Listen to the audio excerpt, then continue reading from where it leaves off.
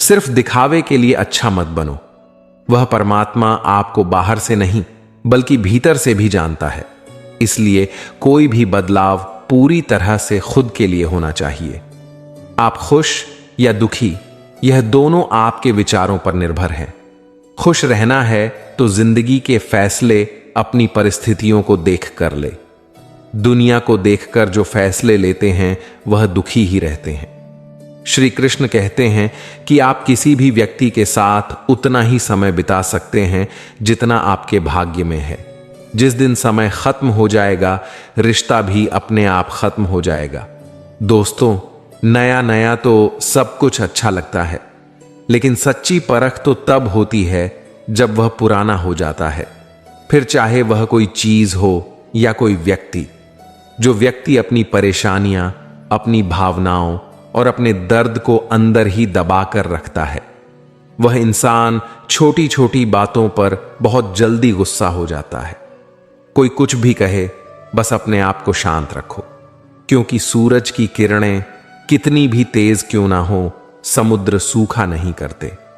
एक ने शिकायत की कि हे मेरे ईश्वर, बड़ी मुश्किल से मैंने घोंसला बनाया था, आपने तूफान भेज दिया और मेरा घर उजड़ गया। ऊपर से आवाज आई, तेरे घोंसले में सांप आया था तुझे खाने के लिए, इसलिए तूफान भेजा था ताकि तुम जाग जाओ और उठ सको और तुम्हारी जान सुरक्षित रहे। जय श्री राधे कृष्णा मित्रों, आपका हमारे YouTube चैनल भक्ति का रास्ता पर हार्दिक स्वागत है। इस वीडियो में हम आपके लिए श्री कृष्ण के अनमोल विचार लेकर आए हैं, जो आपके जीवन में नई ऊर्जा और सकारात्मकता का संचार करेंगे। अगर आप उन विचारों को जानना चाहते हैं जो जीवन की सच्चाई को समझने में आपकी मदद करेंगे और आपके मन में शांति और आत्मविश्वास भर देंगे, तो इस वीडियो को अंत तक जरूर देखें। हो सकता है आज आपको यहां वह मार्गदर्शन मिले जो आपकी समस्याओं को हल करने में सहायक हो। और हां, अगर आप हमारे चैनल पर पहली बार आए हैं तो कृपया चैनल को सब्सक्राइब करें और नोटिफिकेशन बेल को ऑल पर सेट करना न भूलें। अगर आपको हमारा प्रयास पसंद आए तो वीडियो को लाइक करें और कमेंट बॉक्स में जय श्री राधे कृष्णा जरूर लिखें। आपका यह छोटा सा कदम हमारे लिए बड़ी प्रेरणा है, जिससे हम आपके लिए और भी खास वीडियो ला सकें। तो चलिए इस अनमोल यात्रा पर निकलते हैं, जहां श्री कृष्ण के विचार आपके जीवन को रोशन करेंगे। एक और, तुम बिना स्नान किए मंदिर में नहीं जाते, मंदिर में थूकते नहीं, मंदिर में जूते नहीं पहनते। दूसरी ओर, देवताओं के नाम पर बलि की आड़ में सैकड़ों निर्दोष पशुओं की हत्या करके मंदिर को कसाई खाना बना देते हो। यदि इसके बाद भी तुम स्वर्ग जाने की बात करते हो तो नरक किनके लिए बना था? एक मच्छर के द्वारा भूख मिटाने के लिए दी गई हल्की सी हानि के बदले मनुष्य उसे मार डालता है। वही मनुष्य मात्र अपनी जिह्वा की तृप्ति के लिए कई निर्दोष प्राणियों को बर्बरता से मारकर खा जाता है। इसके बाद मनुष्य ईश्वर को दोष देता है कि उसके जीवन में समस्या और असफलता क्यों है, और उत्तर ना मिलने पर ईश्वर के ही अस्तित्व पर प्रश्न लगाकर फिर अपना चमड़ा बढ़ाने के लिए किसी और के चमड़े को चबाने में मग्न हो जाता है। यदि यही मनुष्यता है तो फिर राक्षस की क्या परिभाषा है? आपको कई बार जो मिलता है, क्या उसके बारे में आपको मेहनत करनी पड़ती है? कई बार जो मिला, क्या वास्तव में वह आपने अपने परिश्रम से पाया? कई बार बहुत कुछ बिना किए मिलता है, कई बार करने के बाद भी नहीं मिलता। जीवन खेती की तरह है, यहां किसान का परिश्रम ही पर्याप्त नहीं है। बीज की गुणवत्ता, खेत की उर्वरता, मौसम का हाल और फसल की सुरक्षा भी आवश्यक है। परिश्रम एवं भाग्य दोनों एक ही रथ के दो पहिए हैं, एक के बिना दूसरा व्यर्थ है। दोनों साथ मिलकर सफलता को जन्म देते हैं। जीवन में केवल परिश्रम ही नहीं, सही समय, सही स्थान, सही दिशा और सही नियोजन भी आवश्यक है। हमारी जिंदगी में कितनी मुसीबतें आती हैं, हमें पता भी नहीं होता कि हमारा परमात्मा हमें किस तरह परेशानी से बचाता है। अगर तुम्हें लगता है कि परमात्मा तुम्हें कष्ट के पास ले आए हैं तो भरोसा रखिए, वह तुम्हें कष्ट के पार भी ले जाएंगे। किसी गांव में रमेश नाम का एक व्यापारी रहता था। वह अपने गांव में ईमानदारी और परिश्रम के लिए जाना जाता था। लोग उसकी तारीफ करते नहीं थकते थे। उसकी दुकान पर हर दिन ग्राहकों की भीड़ लगी रहती थी। रमेश ने अपने व्यापार को बढ़ाने का सपना देखा था और उसने अपने सारे जीवन की बचत एक नई दुकान खोलने में लगा दी। उसने सोचा था कि नई दुकान से उसकी जिंदगी बदल जाएगी और उसकी आय कई गुना बढ़ जाएगी। लेकिन किस्मत को कुछ और ही मंजूर था। जब उसकी नई दुकान खुली तभी एक भयानक भूस्खलन हुआ जिसने उस सड़क को पूरी तरह से बंद कर दिया जो उसकी दुकान तक आने का मुख्य मार्ग थी। ग्राहक अब उसकी दुकान तक नहीं पहुंच पा रहे थे। रमेश के लिए यह एक बड़ा झटका था। उसका पूरा पैसा नई दुकान में लग चुका था और अब उसकी हालत इतनी खराब हो गई थी कि वह अपने परिवार का खर्चा भी नहीं चला पा रहा था। हर रात वह चिंताओं में डूबा रहता और भगवान से सवाल करता, हे भगवान, मैंने क्या गलती की थी? मेरी मेहनत को क्यों बर्बाद किया? आप मेरे साथ ऐसा अन्याय क्यों कर रहे हैं? दिन ब दिन उसकी स्थिति बिगड़ती जा रही थी। गांव में लोग उसे सांत्वना देने आते, लेकिन रमेश को ऐसा लगता जैसे सब खत्म हो गया है। लेकिन रमेश ने हार मानने का नाम नहीं लिया। उसने सोचा, सड़क बंद है तो क्या हुआ? मेरे पुराने ग्राहक अभी भी मेरे उत्पादों पर भरोसा करते हैं। मैं खुद उनके पास जाऊंगा। उसने अपने सामान को भारी बोरियों में बांधा और हर सुबह पास के गांवों में पैदल जाकर सामान बेचने लगा। पहाड़ों की कठिन राहों पर चलना और भारी वजन उठाना रमेश के लिए बहुत मुश्किल था। कई बार उसे लगता कि वह यह सब छोड़ दे, लेकिन हर बार अपने परिवार की याद और अपनी मेहनत का ख्याल उसे आगे बढ़ने की ताकत देता। एक दिन जब रमेश पहाड़ी रास्ते पर बैठा अपनी थकान मिटा रहा था, तभी वहां से एक साधु गुजरे।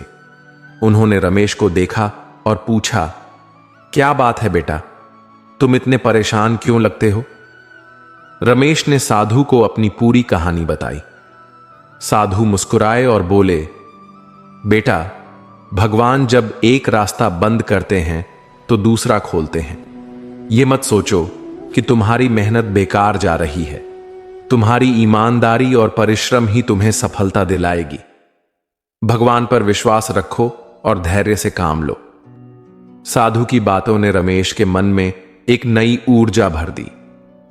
उसने सोचा, यदि मैं अब रुक गया तो मेरी मेहनत सच में व्यर्थ हो जाएगी। मुझे कोशिश करते रहना चाहिए। अगले कुछ दिनों में रमेश ने अपनी बिक्री बढ़ाने के लिए एक नई योजना बनाई। उसने गांवों के लोगों से बात की और उनकी जरूरतों को समझा। उसने देखा कि कौन से उत्पादों की सबसे ज्यादा मांग है। फिर उसने अपनी सूची में उन उत्पादों को जोड़ा और गांव के लोगों को यह विश्वास दिलाया कि वे हमेशा उसकी दुकान से ताजा और सस्ता सामान पाएंगे। धीरे धीरे रमेश का नाम पास के गांवों में फैलने लगा। अब लोग उसके पास से सामान खरीदने खुद आने लगे। उसकी मेहनत और ईमानदारी का ऐसा असर हुआ कि उसकी कमाई पहले से दोगुनी हो गई। कुछ महीनों बाद सरकार ने भूस्खलन के कारण बंद हुई सड़क को फिर से खोल दिया। अब उसकी दुकान पर ग्राहकों की भीड़ लगने लगी। लेकिन तब तक रमेश ने गांवों के बाहर भी एक बड़ा ग्राहक वर्ग बना लिया था। उसकी कमाई अब पहले से कई गुना बढ़ गई थी। रमेश ने महसूस किया कि यदि वह उस भूस्खलन के बाद हिम्मत हार कर बैठ जाता तो आज यह सब संभव नहीं होता। उसने सीखा कि जीवन के संकटों से डरने के बजाय उनका सामना करना चाहिए। रमेश का अनुभव उसे एक महत्वपूर्ण सिखावन देकर गया। उसने महसूस किया कि ईश्वर हमारे जीवन में कठिन परिस्थितियां इसलिए लाते हैं ताकि हम अपनी असली क्षमताओं को पहचान सकें। जो संकट हमें तोड़ता हुआ लगता है वही हमें नई ऊंचाइयों तक ले जाता है।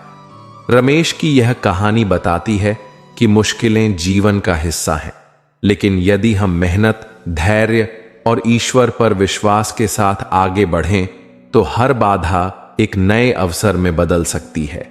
आपका बीता हुआ कल भले ही कष्टों से भरा हुआ हो, पर आने वाला कल आपके हाथों में है। मन अंधा होता है, इसके पास अपना कोई ज्ञान नहीं होता। अपनी जिंदगी में किसी की सलाह भी सोच समझ कर लेनी चाहिए, क्योंकि दुर्योधन शकुनी के पास सलाह लेता था और अर्जुन श्री कृष्ण की। आप समझ गए होंगे कि मैं क्या कहना चाहता हूं। मन कुछ नहीं जानता और ना ही सही मार्गदर्शन करता है, इसलिए आप अंधे मन की बातें मानकर जरूरी कामों को टालना बंद कीजिए। आप हमेशा अपनी बुद्धि से काम लीजिए, मन से नहीं, क्योंकि अंधा मन हमेशा आपको जरूरी कामों को करने से रोक देता है। जब आप बुद्धि के जरिए जरूरी कामों को करना शुरू कर देंगे तो धीरे धीरे आपका मन आपका मित्र बनता चला जाएगा। लेकिन अभी आपका मन आपका दुश्मन बना हुआ है, जो आपको दिनों दिन बर्बाद कर रहा है। मन से सोचे, कार्यों को मोह से बाहर मत निकालो। अधिकतर लोग अपनी तकलीफ से दुखी नहीं हैं, जितना दूसरों की तरक्की देखकर दुखी हैं। दुनिया की हर चीज ठोकर लगने से टूट जाती है, एक कामयाबी ही है जो ठोकर खाकर ही मिलती है। इंसान इस एक कारण से अकेला हो जाता है क्योंकि वह अपनों को छोड़ने की सलाह गैरों से लेता है। मेरे दोस्त मुझसे कहते हैं, तुम बहुत भोले हो, इसलिए लोग तुम्हें लूट कर चले जाते हैं। लेकिन मैं उनसे हंसते हुए कहता हूं, मुझे लूटने वाले के तो सिर्फ 2 हाथ हैं, लेकिन मुझे देने वाले के 1000 हाथ हैं। कुछ नहीं मिलता दुनिया में मेहनत के बगैर। मेरा अपना साया भी मुझे धूप में आने के बाद मिलता है। जिंदगी उन्हीं का इम्तिहान लेती है जो बहुत ज्यादा काबिल और हुनर वाले होते हैं। इसलिए आपको जिंदगी में निराश होने के बजाय इसके साथ पूरे मन से खेलना चाहिए, तब तक जब तक आप विजेता न बन जाएं।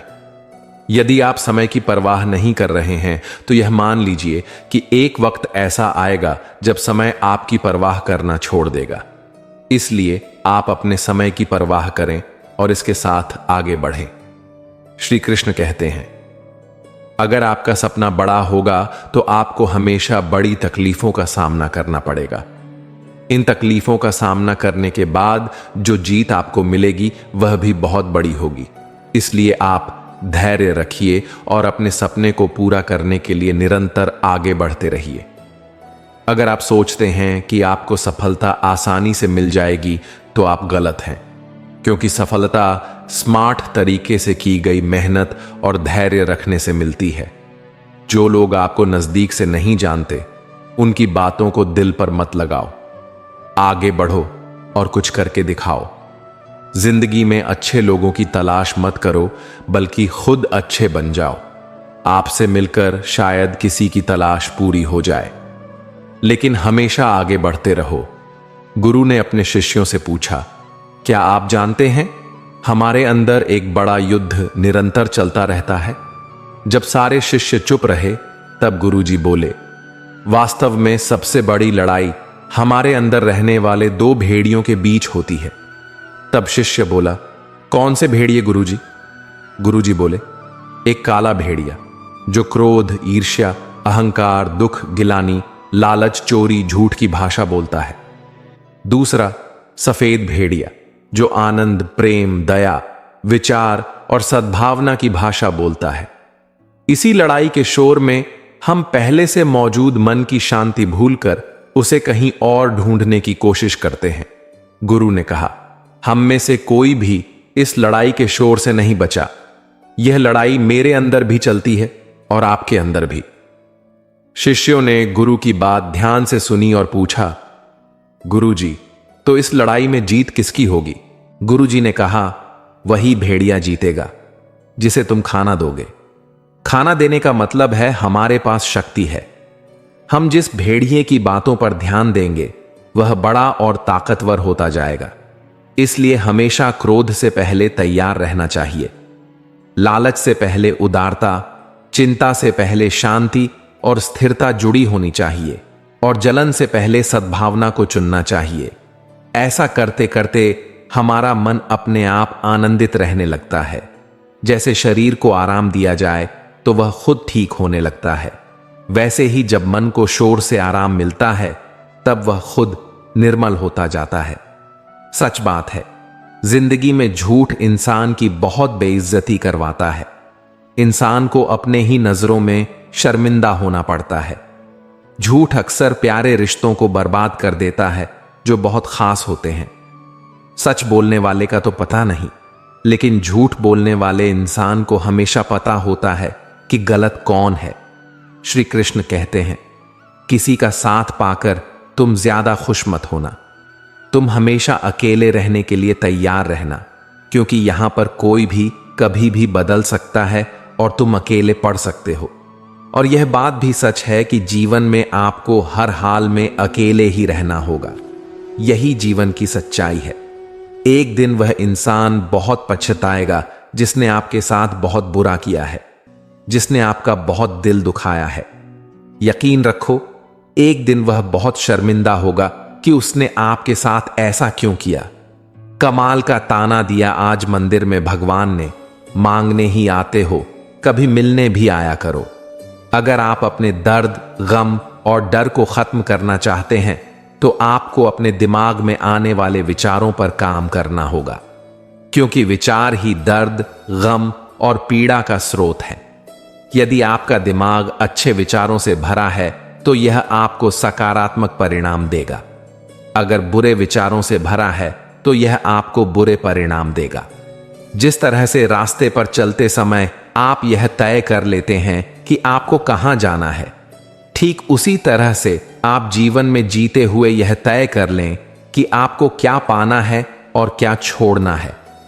अगर आप ऐसे लोगों की तलाश कर रहे हैं जो आपको सफल बनाने में आपकी मदद करें, तो आप यह मान लीजिए कि ऐसा कोई मिलना मुश्किल ही नहीं, नामुमकिन है, क्योंकि सफल होना हमारे विचारों पर निर्भर करता है। शंका, चरित्र, मौन और शब्द, इन चारों का जीवन में गहरा महत्व है। शंका एक ऐसी चीज है जिसका कोई स्पष्ट समाधान नहीं होता, क्योंकि यह हमारे मन की स्थिति पर निर्भर करती है। जब हम किसी पर शंका करते हैं तो चाहे सामने वाला कितना भी सच्चा क्यों ना हो, हमें विश्वास दिलाना मुश्किल हो जाता है। ठीक इसी तरह चरित्र एक ऐसी चीज है जिसे किसी प्रमाण की आवश्यकता नहीं होती। एक सच्चा और नेक व्यक्ति अपने कर्मों से अपनी पहचान बनाता है, उसे खुद को साबित करने की जरूरत नहीं पड़ती। मौन हमारी शक्ति और धैर्य को दर्शाता है। जब हम मौन रहते हैं तो हम अपनी ऊर्जा को संभाल कर रखते हैं और अनावश्यक विवादों से बचते हैं। इसके विपरीत शब्द एक ऐसा हथियार है जो बहुत तीखा होता है। एक गलत शब्द किसी के दिल को गहरे तक आहत कर सकता है। इसलिए मौन को महत्व देना और शब्दों का सोच समझकर उपयोग करना जीवन में संतुलन बनाए रखने के लिए आवश्यक है। यह वाक्य हमें सिखाता है कि हमें शंका से बचना चाहिए, चरित्र का निर्माण करना चाहिए, मौन को अपनाना चाहिए और शब्दों का विवेकपूर्ण उपयोग करना चाहिए। खूबसूरत चीजें, चाहे वह प्रकृति की सुंदरता हो या रिश्तों की मिठास, दूर से अधिक आकर्षक और आनंददायक लगती हैं। जब हम बहुत करीब से इन्हें देखने की कोशिश करते हैं तो उनकी नाजुकता, कमजोरियां और वास्तविकता सामने आने लगती हैं। यह बिल्कुल वैसा ही है जैसे किसी झील का शांत और चमकता हुआ प्रतिबिंब दूर से देखकर मन को सुकून देता है, लेकिन करीब जाने पर उसमें काई और मिट्टी भी नजर आती है। रिश्तों में भी ऐसा ही होता है। जब हम किसी के बहुत करीब आते हैं तो उनकी आदतें, कमजोरियां और कमियां सामने आती हैं। इसका अर्थ यह नहीं है कि रिश्ते खराब हैं, बल्कि यह दिखाता है कि हर व्यक्ति और हर चीज अपनी तरह से अद्वितीय है। खूबसूरत चीजों को सही दूरी से देखना और उनकी सीमाओं को समझना हमें उनकी सच्ची सुंदरता का अनुभव कराता है। यही जीवन और रिश्तों में संतुलन बनाए रखने का तरीका है। श्री कृष्ण कहते हैं, सुख और दुख हमारे जीवन में अतिथि की तरह होते हैं, जो बारी बारी से आते हैं और चले जाते हैं। इनका आना जाना जीवन का स्वाभाविक क्रम है। अगर केवल सुख ही होता तो हम कभी यह समझ नहीं पाते कि कठिनाई में धैर्य और संघर्ष का क्या महत्व है। और अगर केवल दुख ही होता तो हमें जीवन की मधुरता और आनंद का स्वाद ही नहीं मिलता। सुख हमें प्रसन्नता देता है, लेकिन यह हमें अहंकार या आत्मसंतुष्टि की ओर ले जा सकता है। वहीं दुख हमें सिखाता है कि सहनशीलता, आत्मनिरीक्षण और परिपक्वता क्या होती है। यह जीवन के गहरे पाठ पढ़ाने का माध्यम बनता है। इन दोनों का उद्देश्य हमारे अनुभवों को समृद्ध करना है। सुख हमें प्रेरित करता है और दुख हमें मजबूत बनाता है। इसीलिए जीवन के इन क्षणभंगुर पहलुओं को स्वीकार करना चाहिए और समझना चाहिए कि वे हमें अधिक गहराई और संतुलन के साथ जीना सिखाते हैं। गुस्सा, अहंकार और बुरा रवैया ऐसे भाव हैं जो रिश्तों को कमजोर कर सकते हैं। जब गुस्सा आता है तो रुकना और शांत रहना जरूरी है, क्योंकि गुस्से में कही गई बात या किया गया काम अक्सर पछतावे का कारण बनता है। इसी तरह अगर गलती हो जाए तो उसे स्वीकार करना और झुकना सीखना चाहिए। झुकने का अर्थ कमजोरी नहीं, बल्कि रिश्तों को संभालने की ताकत है। रिश्ते अपने आप नहीं टूटते, इन्हें तोड़ने का कारण हमारा अहंकार, अज्ञानता और दूसरों के प्रति नकारात्मक रवैया होता है। यदि हम अपने व्यवहार में विनम्रता, सहनशीलता और समझदारी लाएं, तो रिश्ते मजबूत बने रहते हैं। रिश्तों को निभाने के लिए यह जरूरी है कि हम अपनी गलतियों को पहचानें और उन्हें सुधारने का प्रयास करें। यही प्रेम और समझ का असली आधार है। जो लोग हर परिस्थिति में आपके साथ खड़े रहते हैं, जो आपके हित की बात करते हैं और निस्वार्थ रूप से आपका भला चाहते हैं, उनकी कद्र करना बहुत जरूरी है। ऐसे लोग आज के समय में बहुत दुर्लभ होते हैं, क्योंकि स्वार्थ और मतलब से भरी इस दुनिया में हर किसी को ऐसा सच्चा संबंध नहीं मिलता। यह वही लोग होते हैं जो आपके दुख सुख में साथ रहते हैं और बिना किसी अपेक्षा के आपके जीवन को बेहतर बनाने की कोशिश करते हैं। उनकी मौजूदगी आपके जीवन में एक आशीर्वाद की तरह होती है। इसलिए उनकी भावनाओं और प्रयासों की कद्र करें। इन्हें हल्के में लेना या अनदेखा करना एक बड़ी भूल हो सकती है, क्योंकि जब वे साथ नहीं होते तब उनकी अहमियत महसूस होती है। इस रिश्ते को संजोएं, सम्मान दें और उनके प्रति अपनी सच्ची भावनाएं प्रकट करें। यही सच्चे और गहरे संबंधों का आधार है। श्री कृष्ण कहते हैं, मन की शांति वह अमूल्य दौलत है जिसे किसी भी भौतिक संपत्ति से नहीं खरीदा जा सकता। यह वह स्थिति है जहां इंसान बाहरी दुनिया की चकाचौंध, समस्याओं और शोर शराबे से परे जाकर अपने भीतर सुकून और संतोष का अनुभव करता है। धन, पद और भौतिक सुख सुविधाएं हमें क्षणिक आनंद दे सकती हैं, लेकिन मन की शांति हमें स्थायी सुख प्रदान करती है। यह शांति हमें आत्मनिरीक्षण, संतुलित विचार और सही दृष्टिकोण से मिलती है। जब मन शांत होता है तब हम अपने जीवन के सही अर्थ को समझ पाते हैं और हर परिस्थिति में धैर्य और विवेक से काम ले पाते हैं। मन की शांति को पाने के लिए संतोष, दया और ईश्वर पर विश्वास को अपनाना चाहिए। इसे खोकर हम भले ही दुनिया की सारी दौलत कमा लें, लेकिन असल खुशी और संतोष से वंचित रह जाते हैं। इसलिए इसे अपने जीवन का सबसे बड़ा लक्ष्य बनाएं। मन की शांति से बढ़कर इस दुनिया में कोई और दौलत नहीं है। इंसान की पहचान करनी है तो सूरत से नहीं, चरित्र से कीजिए, क्योंकि सोना अक्सर लोहे की तिजोरी में ही रखा जाता है। इंसान कहता है, भगवान मेरी दुआ उसी वक्त क्यों नहीं सुनता? भगवान ने मुस्कुराकर कहा, मैं तेरे गुनाहों की सजा भी तो उसी वक्त नहीं देता। दो लोगों से हमेशा होशियार रहो, एक जो तुम्हें वह कमी बताए जो तुम्हारे अंदर नहीं है, और दूसरे वह जो तुम में वह गुण बताए जो तुम में नहीं है। अच्छी सूरत से ज्यादा मायने अच्छा स्वभाव रखते हैं, क्योंकि सूरत उम्र के अनुसार बदल जाएगी, पर अच्छा स्वभाव आपका जिंदगी भर साथ देगा। बारिश में नहाना आसान तो है, लेकिन रोज नहाने के लिए हम बारिश के सहारे नहीं रह सकते। इस प्रकार भाग्य से कभी कभी चीजें आसानी से मिल जाती हैं, किंतु हम हमेशा भाग्य के भरोसे तो नहीं बैठ सकते। जिंदगी में कुछ नेक काम ऐसे भी करने चाहिए जिनका उस ऊपर वाले के सिवाय कोई दूसरा गवाह ना हो। जीवन मिलना भाग्य की बात है, मृत्यु होना समय की बात है, मगर मृत्यु के बाद भी लोगों के दिलों में जीवित रहना यह कर्म की बात है। जीवन समाप्त हो जाए और इच्छाएं बची रहें तो वह मृत्यु है।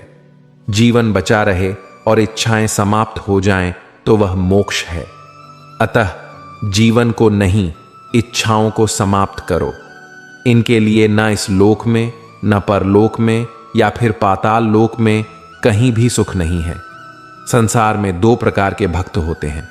एक, छोटी से छोटी समस्या में भी सीधे भगवान को याद करते हैं, यह सोचकर कि उनके सिवा किसी की शरण नहीं है। और दूसरे, बड़ी से बड़ी समस्या में भी भगवान को याद नहीं करते, यह सोचकर कि व्यर्थ ही मेरे कारण भगवान को कष्ट होगा। भगवान को दोनों प्रिय हैं। जितना समय हम बुराइयों को छोड़ने में लगाते हैं, उतना यदि अच्छाइयों को अपनाने में लगाएं, तो कोई कारण नहीं कि जीवन शांति, समृद्धि और सम्मान जैसे शब्दों से कभी खाली होगा। यदि तुम भगवान के लिए कुछ करते हो तो वह कम होने पर भी अधिक फलदायी और अक्षय होता है, पर संसार के प्रति किया गया विशाल कर्म भी कम फलदायी और नश्वर होता। गीता जी में श्री कृष्ण कहते हैं कि जो प्रारंभ में कष्ट देकर बाद में आनंद दे वह उत्तम सुख है। जो प्रारंभ में आनंद देकर बाद में कष्ट दे वह मध्यम सुख है। जो न प्रारंभ में न अंत में आनंद दे, बस आनंद का भ्रमपूर्ण आभास मात्र कराए, वह सच्चा सुख है। पुरुष एक बैल के समान है और उसकी स्त्री चक्के के समान। दोनों के संयोग से ही गृहस्थी की गाड़ी चल सकती है। चक्र के कारण बैल को अधिक परिश्रम नहीं करना पड़ता और बैल के कारण ही चक्का गतिमान होता है।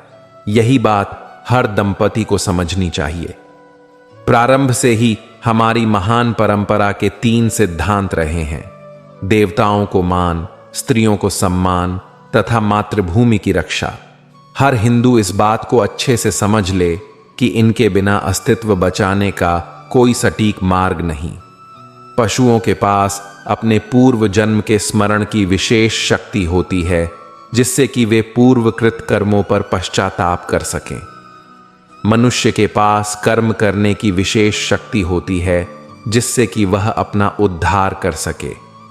धर्म एवं अधर्म के बीच का अंतर बड़ा सूक्ष्म होता है। अच्छे उद्देश्य से किया गया गलत कार्य भी धर्म है और गलत उद्देश्य से किया गया अच्छा कार्य भी अधर्म है। अच्छाई का महत्व बुराई से ही होता है। यदि अंधकार न हो तो प्रकाश की परवाह कौन करे। जहां ढकना चाहिए वहां का कपड़ा हटाकर जहां नहीं ढकना चाहिए वहां लगा देना ही फैशन कहलाता है। जिस प्रकार पक्षी 10 दिशाओं में उड़कर जाता है तथा फिर जिस पेड़ पर बैठ जाता है उसी पेड़ का फल उसे खाना पड़ता है, ठीक इसी प्रकार मनुष्य का मन भी पक्षी की तरह है। उसे भी जैसी संगत में वह रहता है वैसा ही उसका मन बन जाता है। यदि मन माया की ओर आकर्षित होता है तो उसे माया से संबंधित वस्तुओं से आनंद प्राप्त होगा, जबकि कुछ लोगों को जिंदगी के मौज मेलों में ही मस्त होने में मजा आता है, जबकि कुछ लोग धार्मिक आयोजनों इत्यादि में अधिक आनंद प्राप्त करने के लिए प्रयास करते हैं। किंतु यह बात सत्य है कि यह आनंद चिरस्थायी ना होकर अल्प समय के लिए ही प्राप्त होता है, क्योंकि इस संसार में हर वस्तु के विपरीत शब्द होते हैं, जैसे कि दुख का सुख, सर्दी का गर्मी, धूप का छांव, जीवन का मृत्यु इत्यादि। किंतु आनंद का कोई भी विपरीत शब्द नहीं होता। आनंद एक सच्ची खुशी है जो कि इंद्रियों से प्राप्त नहीं की जा सकती। यह खुशी वही प्राप्त कर सकते हैं जिनकी आत्मा का मन एवं बुद्धि पर नियंत्रण हो। जब मनुष्य अपने मन में उठने वाले विचारों से ऊपर उठकर सुख दुख की अनुभूति को विस्मरण कर अपनी आत्मा में विचरण करने लगता है तथा काम, क्रोध, लोभ, मोह, अहंकार पर नियंत्रण करने में सक्षम हो जाता है। तब वैर, नफरत, विरोध के स्थान पर उसके हृदय में प्रेम, विनम्रता, विशालता, सहनशीलता के गुणों का समावेश हो जाता है। उस अवस्था को परम आनंद की अवस्था कहा जाता है। एक बार की बात है, किसी राज्य का राजा अपनी प्रजा के दुख सुख का बहुत ख्याल रखता था। वह अपने सैनिकों के साथ रात्रि के समय राज्य के चारों ओर चक्कर लगाता था। इस प्रकार वह अपने राज्य की प्रजा के कष्टों को दूर करने का प्रयत्न करता था। एक रात्रि को वह एक मजदूर की कुटिया के पास से जा रहा था, जहां से छोटे दो बच्चों के रोने की आवाज आ रही थी। राजा को उन पर बड़ी दया आई। उसने मजदूर से बच्चों के रोने का कारण पूछा। मजदूर ने राजा को बताया कि उसके पास बच्चों को खिलाने के लिए भोजन नहीं है। राजा ने उस मजदूर से अगली सुबह अपने महल में आने के लिए कहा। प्रातःकाल जब वह मजदूर राजा के महल में गया तो उसे यह देखकर आश्चर्य हुआ कि राजा अपने महल के पूजा स्थल में भगवान की मूर्ति के सामने हाथ जोड़कर ईश्वर से प्रार्थना कर रहा था। मजदूर ने राजा से पूछा, राजन, यह आप क्या कर रहे हैं? इस पर राजा ने उत्तर दिया कि वह अपनी प्रजा की सुख समृद्धि के लिए ईश्वर से प्रार्थना कर रहा था। यह देखकर वह मजदूर बिना कुछ कहे महल से वापस जाने लगा। राजा ने उसे इस प्रकार जाते हुए देखा तो इसका कारण उस व्यक्ति से पूछा। उस मजदूर ने कहा, राजन, जब आप भी सभी को भगवान की प्रार्थना करके उससे मांग कर देते हैं, फिर मैं भी सीधा भगवान से ही मांग लूंगा, क्योंकि भगवान की नजर में छोटा बड़ा, ऊंच नीच, राजा प्रजा सभी एक समान है तथा सच्चे मन से प्रार्थना करने पर वे सभी के मन की बात सुन लेते हैं। राजा मजदूर की बात को सुनकर आश्चर्यचकित हो गया। उसे एक बहुत बड़ी सच्चाई का पता लग चुका था। जहां तक मांगने की बात है तो यह बात स्पष्ट हो जाती है कि जो भगवान के घर के बाहर मांगने के लिए बैठे हैं, उन्हें हम भिखारी या भिक्षुक की संज्ञा दे देते हैं, किंतु जो अंदर जाकर भगवान से मांग रहे होते हैं वे भी एक तरह से भिखारी हैं। बस फर्क इतना ही है कि वह बाहर भीख मांगता है और इंसान अंदर। एक बार एक राजा अपने राज्य की चिंताओं से परेशान होकर कुछ समय के लिए वन में चला गया, जहां पर एक नौजवान चरवाहा एक पेड़ की छाया में बैठा हुआ बड़ी मधुर तथा सुरीली आवाज में बांसुरी बजा रहा था। उसकी भेड़ें भी पास में कुछ दूरी पर चारा चर रही थीं। राजा ने उस युवक को प्रसन्न मुद्रा में देखा तो उससे रहा ना गया। राजा ने उस चरवाहे से पूछा, आप इतने प्रसन्न होकर बांसुरी बजा रहे हो जैसे कि आपको किसी देश का साम्राज्य मिल गया हो। तब उस नौजवान ने कहा, राजन, कोई संपत्ति से सुखी नहीं होता। सच्चा सुख तो स्वतंत्र मन से भगवान का चिंतन करने में है, और मैं भी स्वतंत्र हूं क्योंकि मुझे किसी भी प्रकार की कोई चिंता नहीं है तथा मैं अपने मन का सम्राट स्वयं हूं। आनंद की यह अवस्था तभी प्राप्त होती है जब हमारा मन आनंद के स्रोत से जुड़ जाता है। गुरुवाणी में लिखा है, आनंद आनंद हर कोई कहे, आनंद गुरु ते जानिया। इस आनंद का केवल मात्र एक ही स्रोत है, वह है परम तत्व ईश्वर, जिसे सच्चिदानंद सतचित्त आनंद कहा जाता है।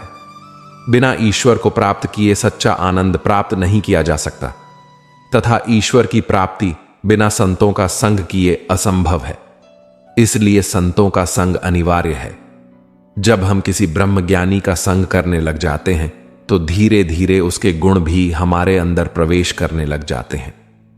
वास्तव में हमारे जीवन का मूल उद्देश्य भी यही है, इस परमानंद की अवस्था को प्राप्त करना तथा अन्य लोगों को भी इस अवस्था को प्राप्त करने के लिए प्रेरित करना। किंतु इस अवस्था को प्राप्त करना इतना सरल नहीं है। इसके लिए गीता के 4 अध्याय के 4 श्लोक में भगवान श्री कृष्ण अर्जुन से स्वयं कहते हैं, तद्विद प्रणिपात न परिप्रश्न सेवया उपदेश तिते ज्ञानम ज्ञानी सत्व दर्शना। अर्थात किसी तत्वदर्शी महापुरुष की शरण में जाकर दंडवत प्रणाम कर निष्कपट भाव से तत्व ज्ञान के विषय में पूछना चाहिए। इससे प्रसन्न होकर वह तत्व ज्ञान कराएंगे, किंतु इसके लिए तत्वज्ञानी महापुरुष की खोज करना अनिवार्य है, जो कि हमारे मन में छाए हुए अज्ञान रूपी अंधकार को मिटाकर ज्ञान उजाला हमारे जीवन में भर दें। जब ब्रह्म ज्ञान की रोशनी से हमारी आत्मा रोशन हो जाती है, तब हम भ्रमों से निकलकर एक ब्रह्म में स्थित हो जाते हैं। तब हमें दुख अधिक दुख नहीं देता, खुशी अधिक खुशी नहीं देती, तथा हमारी आत्मा को परमानंद की प्राप्ति हो जाती है। अतः इस परमानंद की अवस्था का मुख्य स्रोत परमात्मा ईश्वर निराकार ही है, और आत्मा को परमात्मा का बोध सिर्फ समय के सद्गुरु ही करा सकते हैं। जिस प्रकार पशु पक्षी भी भोजन करते हैं, सोते हैं, डरते हैं तथा भोग किया द्वारा अपनी संतति को उत्पन्न करते हैं, ठीक इसी प्रकार यह सभी की आय मनुष्य में भी समान रूप से पाई जाती है। किंतु इसके अतिरिक्त ईश्वर ने मनुष्य को बुद्धि दी है, जिसका सद उपयोग करके वह उचित अनुचित, लाभ हानि इत्यादि का फैसला ले सकता है। अतः मनुष्य का यह सर्वप्रथम कर्तव्य है कि वह इस विषय पर चिंतन करें कि आखिर यह मनुष्य का शरीर उसे क्यों प्राप्त हुआ है, वह इस धरती पर क्यों आया है, उसे जीवन में क्या करना चाहिए तथा उसको किस उद्देश्य की पूर्ति के लिए परमात्मा ने मनुष्य का तन दिया है, वह कहां से आया है तथा मृत्यु के उपरांत उसे कहां पर जाना होगा। इन प्रश्नों के उत्तर उसे तभी प्राप्त होंगे यदि वह किसी ब्रह्म ज्ञानी की शरण में जाए, क्योंकि वे उसे इस जीवन का मर्म समझाने में सक्षम होते हैं। वास्तव में समर्पण किसे कहते हैं, यह एक विचार करने योग्य बात है। संभव से युक्त होकर स्वयं को किसी के समक्ष समर्पित करना समर्पण कहलाता है। समर्पण में मनुष्य को तन, मन, धन के साथ साथ बुद्धि, चित्त, अहंकार को भी अर्पण करना पड़ता है, क्योंकि जब तक अहम का भाव मन में बना रहेगा तब तक पूर्ण रूप से समर्पण हो ही नहीं सकता। अपने आप को वैसे ही स्वीकार करें जैसे आप हैं। प्रत्येक व्यक्ति अद्वितीय है और उसकी अपनी विशेषताएं हैं। आत्म स्वीकृति से आत्मसम्मान बढ़ता है और आप खुद को बेहतर समझ पाते हैं। दूसरों की मदद करना आपके दुख को कम कर सकता है। स्वयं सेवा करने से आप महसूस करेंगे कि आपकी समस्याएं अन्य लोगों की समस्याओं के मुकाबले छोटी हैं। इससे आपको संतोष और खुशी मिलती है। जीवन साइकिल की तरह है। संतुलन बनाए रखने के लिए आपको चलते रहना होता है। हर अंधेरी रात के बाद एक उजला सवेरा होता है। यदि आप सोचते हैं कि आप कर सकते हैं या आप सोचते हैं कि आप नहीं कर सकते, दोनों ही स्थिति में आप सही हैं। समस्याएं केवल आपकी क्षमताओं को और अधिक मजबूत करने के लिए होती हैं। महाभारत इस बात का सबूत है कि जिस दिन अपने हद पार कर दें, उस दिन अपनों के खिलाफ शस्त्र उठाना भी धर्म है। जीवन में समय चाहे जैसा भी हो, परिवार के साथ रहो। सुख हो तो बढ़ जाता है और दुख हो तो बंट जाता है। जिंदगी को बेहतर बनाने के लिए मेरे साथ क्या हो रहा है सोचने के बजाय मैं क्या कर रहा हूं, यह सोचिए। सुख में 100 मिले, दुख में मिले ना। एक साथ कष्ट में जो रहे वही मित्र है। नेक कदर ना करने पर ऊपर वाला छीन ही लेता है, शख्स भी और वक्त भी। सदैव अकेले खड़े रहने का साहस कीजिए। दुनिया ज्ञान देती है, साथ नहीं। जीवन में समय चाहे जैसा भी हो, परिवार के साथ रहो। सुख हो तो बढ़ जाता है और दुख हो तो बढ़ जाता है। जिंदगी को बेहतर बनाने के लिए मेरे साथ क्या हो रहा है सोचने के बजाय मैं क्या कर रहा हूं, यह सोचिए। सुख में 100 मिले, दुख में मिले ना। एक साथ कष्ट में जो रहे वही मित्र है। नेक गुस्सा कम करो, क्योंकि गुस्सा धीरे धीरे हर प्यारी चीज खराब कर देता है जिसको आप खराब नहीं करना चाहते। हालांकि ज्यादा गुस्सा अपनों पर ही आता है। यह बात झूठ है। सच यह है कि ज्यादा गुस्सा अपनों पर नहीं, जिसको हम ज्यादा खास मानते हैं उस पर आता है। श्री कृष्ण कहते हैं कि अगर तुम सांसारिक दुखों से छुटकारा चाहते हो तो मेरी भक्ति करो। जो मेरी भक्ति नहीं करता है वह ना तो इस जीवन में और ना ही इस जीवन के बाद के जीवन में शांति को प्राप्त कर पाता है। जो मनुष्य सुख और दुख में, मान और अपमान में शांत रहता है वह मनुष्य मुझे अति प्रिय है। शस्त्र केवल शरीर को घायल कर देते हैं किंतु शब्द आत्मा को भी घायल कर देते हैं। जो लोग यह समझते हैं कि मेरे पास तो वक्त ही नहीं है, तो असल में उनके खास रिश्तों की गिनती में आपका नाम ही नहीं होता। किससे कब और कितना बोलना है, अगर आपने यह समझ लिया तो आप अपनी जिंदगी को सार्थक बना लेते हैं। मित्रों, कुछ रास्ते पर आपको अकेला ही चलना पड़ेगा। ना कोई परिवार, ना कोई दोस्त और ना कोई, सभी आपके साथ चलेगा। आपके साथ होंगे केवल आप और आपकी हिम्मत। यह कलयुग है, इसमें किसी को उसकी भलाई की सलाह ना दें, क्योंकि यदि आप उन्हें उनकी भलाई के लिए कोई सलाह देते हैं तो उनको यह बात जो अपने लग जाती है और परिणाम स्वरूप वह आपसे दूर होते चले जाएंगे।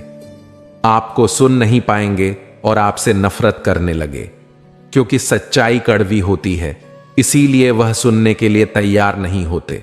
भले ही आप सिर्फ उनके लिए ही सलाह देते हैं, जब कोई सलाह मांगे तब भी देनी चाहिए।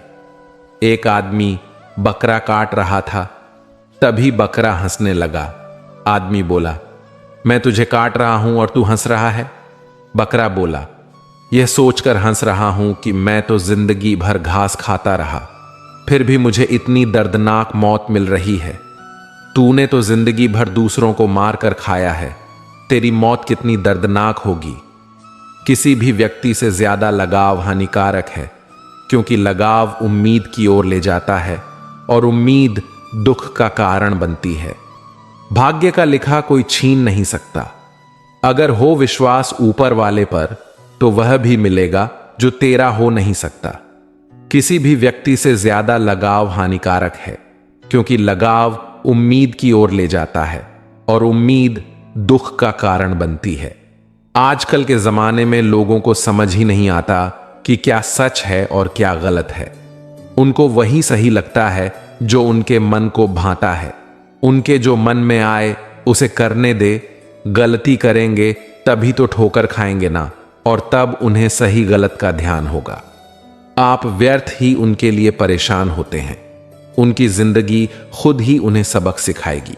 आप उनकी भलाई और बुराई के जिम्मेदार नहीं होते, बल्कि आप केवल स्वयं की अच्छाई और बुराई के लिए जिम्मेदार होते हैं।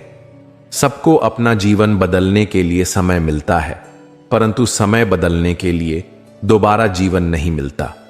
समय के साथ चले, सफलताएं स्वयं हमारे साथ होंगी, लेकिन समय के साथ चलना भी तो कठिन है। वर्तमान के हाथों में जीवन की संपूर्ण जिम्मेदारियां थमी हैं। हो सकता है हम परिस्थितियों को ना बदल सके, पर उनके प्रति अपना रुख बदलकर नया रास्ता तो अवश्य खोज सकते हैं। नए रास्ते की खोज के संकल्प से ही खूबसूरत ख्वाबों का द्वार साबित होगा। जीवन में बहुत कुछ बेहतरीन होना बाकी है। कई खूबसूरत लम्हे रास्ते में हमारी प्रतीक्षा में हैं। हमारी कई उम्मीदों को अभी उड़ान भरनी है। कई हैरतों से मुलाकात होनी है। कई सुख बाहें फैलाए खड़े हैं। पर समस्या यह है कि हम बेख्याली में जिए जा रहे हैं। दुनिया हमारी ओर मुंह किए खड़ी है और हम कहीं और ही उदास बने खड़े हैं। अपने भरोसे को मजबूत बनाए रखें। दुनिया में बहुत कुछ आपके लिए है। जब कोई इंसान दुनिया से विदा होने वाला होता है तो तुरंत उसके कपड़े, उसका बिस्तर, उसके द्वारा इस्तेमाल किया हुआ सभी सामान उसी के साथ घर से निकाल दिए जाते हैं। पर कभी कोई उसके द्वारा कमाया गया धन, दौलत, प्रॉपर्टी, उसका घर, उसका पैसा, उसके जेवरात आदि इन सब को क्यों नहीं छोड़ते, बल्कि गले का हार और सोने की अंगूठी भी खींच कर निकाल ली जाती है। इससे पता चलता है कि रिश्ता किन चीजों से था। लेकिन आपके द्वारा कमाया हुआ पुण्य, परोपकार और आपका नाम, इसे कोई नहीं छीन सकता। इसलिए दोस्तों, हा जले जू लकड़ी के, स जले ज्यों घास, कंचन जैसी काया जल गई, कोई ना आया पास। इसलिए मित्रों, ऐसा काम करो कि मरने के बाद लोग तुम्हारे धन के कारण नहीं, मन के कारण नाम ले। भूल होना प्रकृति है, मान लेना संस्कृति है और उसे सुधार लेना प्रगति है। जो मनुष्य श्रद्धा भाव से मेरी भक्ति करता है, मैं उसे वह हर चीज देता हूं जो उसके पास नहीं है, और जो उसके पास है मैं उसकी रक्षा भी करता हूं। जहां बारिश ना हो वहां फसल खराब हो जाती है, और जहां संस्कार ही ना हो वहां नस्ल ही खराब हो जाती है। जीवन में जो भी होता है वह किसी वजह से होता है। एक ही मिनट लगता है रिश्तों का मजाक उड़ाने में, लेकिन हम भूल जाते हैं कि जिंदगी रिश्तों से ही सच भी है। मन में जो है उसे साफ साफ कह देना चाहिए, क्योंकि सच बोलने से फैसले होते हैं और झूठ बोलने से फासले। किसी के घर जाओ तो अपनी आंखों को इतना काबू में रखो कि उसके सत्कार के अलावा उसकी कमियां ना दिखें, और जब किसी के घर से निकलो तो अपनी जुबान पर काबू रखो ताकि उसके घर की इज्जत और राज दोनों सलामत रहें। दिल में बुराई रखने से बेहतर है कि नाराजगी जाहिर कर दो। मैं सब जानता हूं, यही सोच इंसान को बर्बाद कर देती है। खुद का मान अगर चाहो तो औरों का भी मान रखो। कहने को अगर जीत मिली है तो सुनने को भी कान रखो। इन बातों को गांठ बांध लो। जो पिता के पैरों को छूता है वह कभी गरीब नहीं होता। जो मां के पैरों को छूता है वह कभी बदनसीब नहीं होता। जो भाई के पैरों को छूता है वह कभी गम ही नहीं होता। जो बहन के पैरों को छूता है वह कभी चरित्रहीन नहीं होता। जो गुरु के पैरों को छूता है उस जैसा कोई खुशनसीब नहीं होता। समझदार व्यक्ति कभी बदले की भावना नहीं रखता, क्योंकि वह जानता है भगवान सही कर्म और सही समय आने पर सबका हिसाब करते हैं।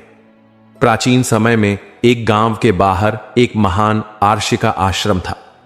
आर्षि अपने ज्ञान, शांति और सरल जीवन के लिए पूरे इलाके में प्रसिद्ध थे।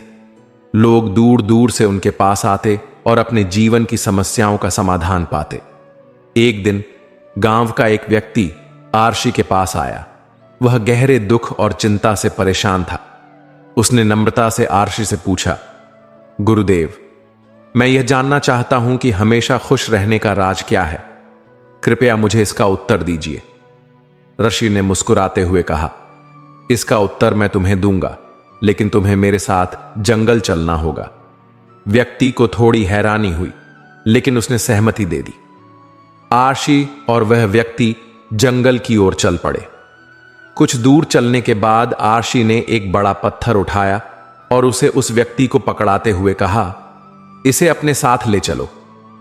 व्यक्ति ने पत्थर को उठाया और आर्षि के साथ आगे बढ़ने लगा।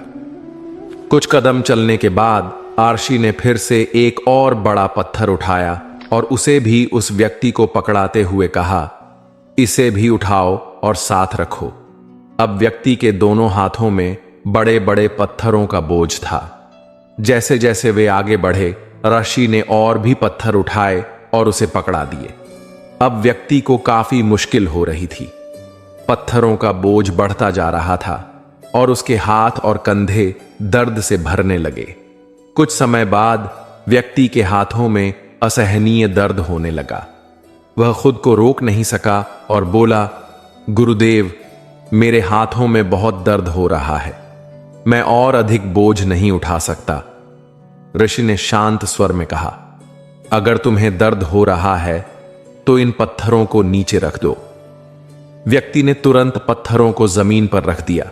जैसे ही उसने ऐसा किया, उसे बड़ी राहत महसूस हुई। उसके हाथ और कंधे अब हल्के और मुक्त लगने लगे। आर्षि ने उसकी ओर देखा और मुस्कुराते हुए कहा, यही है खुश रहने का राज। व्यक्ति ने थोड़ा हैरानी से पूछा, गुरुवर, मैं समझा नहीं, कृपया इसे विस्तार से समझाइए। ऋषि ने समझाते हुए कहा, यह पत्थर तुम्हारे जीवन के दुखों का प्रतीक हैं। जब तुम इन्हें थोड़े समय तक उठाते हो तो यह थोड़ा कष्ट देते हैं, लेकिन जब तुम इन्हें लंबे समय तक उठाए रखते हो तो यह दर्द असहनीय हो जाता है। ठीक इसी तरह जब तुम अपने दुखों, परेशानियों और बीते हुए कड़वे अनुभवों को अपने दिल और दिमाग में दबाए रखते हो तो वे तुम्हारे मन और शरीर को धीरे धीरे तोड़ने लगते हैं। यह तुम पर निर्भर करता है कि तुम इन दुखों को कितने समय तक अपने साथ लेकर चलोगे। व्यक्ति ने ध्यान से सुना और बोला, गुरुदेव, इसका मतलब है कि दुखों को हमें जल्दी से जल्दी छोड़ देना चाहिए। ऋषि ने सिर हिलाते हुए कहा, बिल्कुल। अगर तुम हमेशा खुश रहना चाहते हो तो अपने जीवन के दुखों को शीघ्रता से छोड़ देना सीखो और हो सके तो उन्हें अपने जीवन का हिस्सा ही मत बनाओ।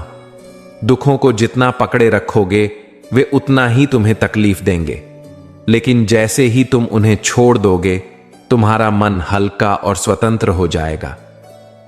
ऋषि ने फिर कहा, जीवन में हर व्यक्ति को परेशानियां और कष्ट मिलते हैं, लेकिन खुश रहने का रहस्य इस बात में है कि तुम इन कष्टों को कितना जल्दी छोड़ देते हो। अगर कोई तुम्हें अपमानित करता है, चोट पहुंचाता है या दुख देता है तो उसे अपने मन में पकड़कर मत रखो, उसे जाने दो, उसे छोड़ दो। तभी तुम सही मायने में स्वतंत्र और प्रसन्न रह सकते हो।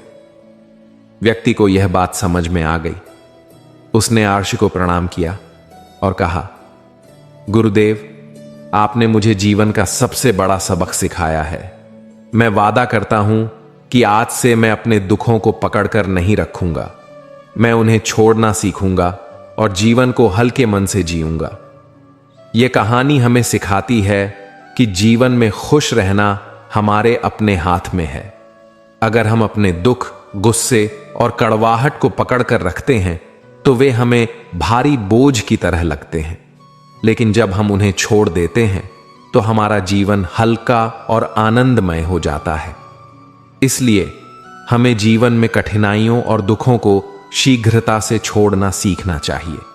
याद रखें, दुख रूपी पत्थरों को शीघ्र नीचे रखना सीख लो और हो सके तो उन्हें उठाओ ही मत। यही है सच्चा सुख और प्रसन्नता का राज। श्री कृष्ण कहते हैं कि भक्ति में अगर मन लगने लगे तो आपको सम्मान देना चाहिए, उसी को सम्मान दीजिए। मनुष्य हमेशा अपने भाग्य को कोसता है, यह जानते हुए कि भाग्य से भी ऊंचा उसका कर्म है जो उसके स्वयं के हाथों में है। जब लोग आपकी बुराई करें तो आप परेशान मत होइए, क्योंकि वह लोग आपको महत्व देने का कोई और तरीका जानते ही नहीं है। कान्हा कहते हैं, मैं विधाता होकर भी विधि के विधान को टाल नहीं सकता। मेरी चाहत राधा थी और चाहती मुझको मीरा थी, पर मैं रुक्मिणी का हो गया। कभी उस व्यक्ति पर भरोसा मत करो जो वक्त के साथ स्वभाव बदल देता है। जिस व्यक्ति का मन शांत होता है, जो व्यक्ति बोलते और अपना काम करते समय शांत रहता है, वही व्यक्ति होता है जिसने सच को हासिल कर लिया है और जो दुख तकलीफों से मुक्त हो चुका है। समझदार व्यक्ति जब संबंध निभाना बंद कर देता है तो समझ लेना चाहिए कि उसके आत्मसम्मान को कहीं ना कहीं ठेस अवश्य पहुंची है। जीवन कठिन तब लगता है जब हम स्वयं में बदलाव करने के बजाय परिस्थितियों में बदलाव करने का प्रयास करते हैं। दुनिया में केवल माता और पिता ही ऐसे इंसान हैं जो चाहते हैं कि उनके बच्चे उनसे भी ज्यादा कामयाब हों। जो पानी से नहाता है वह सिर्फ कपड़े बदल सकता है, लेकिन जो पसीने से नहाता है वह इतिहास बदल सकता है। कामयाब होने के लिए अपनी मेहनत पर यकीन करना होगा, क्योंकि किस्मत तो जुए में आजमाई जाती है। जबरदस्ती से मत मांगिए जिंदगी में किसी का साथ। कोई खुद चल कर आए, उसमें खुशी कुछ और ही होती है। संगत का विशेष ध्यान रखें, क्योंकि सफलता हमेशा अच्छे विचारों से आती है और अच्छे विचार अच्छे लोगों के संपर्क से आते हैं। श्री कृष्ण कहते हैं, हर वह इंसान जो अपनी लड़ाई अकेले लड़ रहा है, अपना रास्ता अकेले तय कर रहा है, लोग की कड़वी और छुट्टी हुई बातों को अकेले सह रहा है, बस अपने रास्ते पर चलते रहो और आगे बढ़ते रहो। सब कुछ मत दो, उसमें कुछ चीजें छोड़ देना ठीक है। वह कहते हैं ना कि अगर किसी इंसान के पास किसी चीज को पाने की कसक रह जाती है तो उसकी कद्र होती है। जब आप अपने आप को पूरा सौंप दोगे तो वहां आपकी कद्र खत्म हो जाती है। किसी को हर समय आपको याद करने के लिए मजबूर मत करो। बस चुप रहो और देखो कि आपकी कितनी अहमियत है उनकी लाइफ में। उनको कोई फर्क भी पड़ता है या नहीं। जिस दरवाजे पर आपकी कद्र ना हो उसे बार बार खटखटाया नहीं करते। और अगर बात करने की चाहत उधर से भी ना हो तो इधर से भी बात करने के लिए गिर नहीं करते। अकेले रहो। सहारे इंसान को खोखला कर देते हैं और उम्मीदें कमजोर कर देती हैं। अपनी ताकत के बल पर जीना शुरू कीजिए। आपका सबसे अच्छा साथी और हमदर्द खुद के अलावा कोई नहीं हो सकता। देखो यार, बात इतनी सी है, जिंदगी का कोई भरोसा नहीं है। जो आपके साथ मुस्कुरा रहा है, खिलखिला रहा है या लड़ भी रहा है, पता नहीं कब वह आपका साथ छोड़कर चला जाए। तो इसलिए किसी से नाराजगी में वक्त मत बिताओ। कौन जाने किसका साथ किस वक्त तक का है। अगर आप धैर्य खो रहे हैं तो आप लड़ाई हार रहे हैं। पहले तो कुछ नहीं होता, फिर धीरे धीरे और अचानक एक साथ घटित होता है। अधिकांश लोग पहली अवस्था में ही हार मान लेते हैं। भाग्य पर विश्वास मत करो, कड़ी मेहनत पर विश्वास करो। प्रक्रिया में जल्दबाजी करने या शॉर्टकट खोजने की कोशिश करना बंद करें। वहां कुछ नहीं मिलता। खाने में कोई जहर भी दे दे तो उसका इलाज है, लेकिन कोई कान में जहर घोल दे तो उसका कोई इलाज नहीं है। अकेले हो तो विचारों पर काबू रखो और सबके साथ हो तो जुबान पर काबू रखो। कोई भी रिश्ता अपनी मर्जी से नहीं जोड़ता, क्योंकि आपको कब, कहां और किससे मिलना है ऊपर वाला तय करता है। मान और सम्मान की लड़ाई में कभी अकेले रहना हो तो रह लेना, लेकिन किसी के सामने खुद को टूटने मत देना, क्योंकि जब खुद का सम्मान करोगे तभी दूसरों से सम्मान पाओगे। दिल साफ और मकसद सही हो तो 3 रखो। किसी ना किसी रूप में ईश्वर आपकी मदद अवश्य करते हैं। कभी भी किसी पर आंख बंद करके भरोसा ना करें, क्योंकि दुनिया इतनी भी अच्छी नहीं है कि आपके भरोसे को कायम रख सके। खत्म तो सब धीरे धीरे होता है, बस पता अचानक लगता है। मुश्किल वक्त दुनिया का सबसे बड़ा जादूगर है, क्योंकि वह एक पल में आपके चाहने वालों के चेहरे से नकाब हटा देता है। गलती जीवन का एक पन्ना है, लेकिन रिश्ता पूरी किताब है। जरूरत पड़ने पर गलती का एक पन्ना पाठ देना, लेकिन एक पन्ने के लिए पूरी किताब को मत खोना। किरण चाहे सूर्य की हो या आशा की, जीवन के सभी अंधकार मिटा देती है। सब्र और सच्चाई एक ऐसी सवारी है जो कभी अपने सवार को गिरने नहीं देती, न किसी के कदमों में, न किसी की नजरों में। अकेले चलना और आगे बढ़ते रहना आसान नहीं होता, लेकिन अगर हार ना मानी जाए, अपने आप को धोखा ना दिया जाए, तो आखिर में एक बेहतरीन कामयाबी हासिल होकर ही रहती है। अकेले चलना बहुत मुश्किल होता है, बहुत ही ज्यादा मुश्किल, लेकिन अकेले उठाया हुआ हर एक कदम तुम्हारे इरादों को मजबूत बनाता है, तुम्हारे व्यक्तित्व को निखारता है। तो मित्रों, हमें उम्मीद है कि आपको यह वीडियो पसंद आई होगी और आपने इससे कुछ प्रेरणा ली होगी। आपसे फिर मिलेंगे एक नई प्रेरणादायी वीडियो के साथ। तब तक आप अपना ध्यान रखें और हमेशा मुस्कुराते रहें। जय श्री कृष्ण। राधे राधे।